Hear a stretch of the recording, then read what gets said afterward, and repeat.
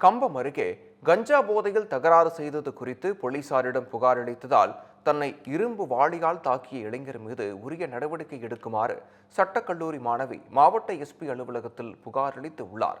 தேனி மாவட்டம் கம்பம் அருகே உள்ள காமைய கவுண்டன் பட்டியில் அரசு பள்ளி செயல்பட்டு வருகிறது.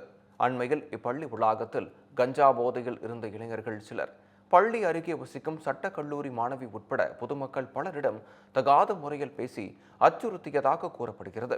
இது தொடர்பாக சட்டக்கல்லூரி மாணவி ரோந்து பணியில் இருந்த ராயப்பன்பட்டி போலீசாரிடம் புகார் அளித்துள்ளார். அதன் பேரில் அந்த இளைஞர்களை போலீசார் எச்சரித்து சென்று உள்ளனர். இதனால் ஆத்திரமடைந்தவர்கள் மாணவியிடம் மீண்டும் தரக்குறைவாக பேசி பாலியல் சீண்டலில் ஈடுபட்டு உள்ளனர். இது தொடர்பாக மாணவி சம்பந்தப்பட்ட இளைஞரின் வீட்டிற்கு தனது உறவினருடன் சென்று முறையிட்டு உள்ளார். அப்போது அந்த இளைஞர் மாணவியை இரும்பு வாளியால் தாக்கியதில் அவருக்கு தலையில் காயம் ஏற்பட்டு மருத்துவமனையில் சிகிச்சை பெற்று உள்ளார்.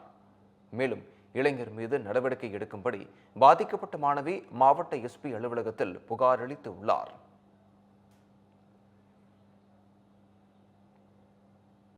என் வீட்டுக்கு முன்னாடி ஒரு கவர்மெண்ட் ஸ்கூல் இருக்கும். அதுக்குள்ள பசங்க ஒரு 7, 8 பசங்க சேர்ந்து கஞ்சாலாம் போட்டுட்டு, வெளிய வந்து வேர்ட்ஸ்லாம் யூஸ் பண்ணி பேசிட்டு இருப்பாங்க.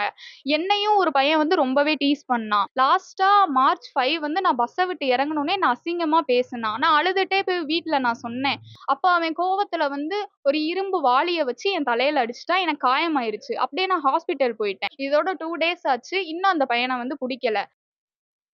தாய் தமிழ் அனைத்து பள்ளிகளிலும் கட்டாயமாகிட அனைவருக்கும் சமக்கல்வி கிடைத்திட தேசிய கல்விக் கொள்கையை அமல்படுத்திட பாஜக நடத்தும் மாபெரும் கையெழுத்து இயக்கத்தில் கலந்து கொள்வீர். அழைக்கிறார் பெண்டகன் ஜி பாண்டுரங்கன், பாஜக மாவட்ட தலைவர், விருதுநகர் கிழக்கு.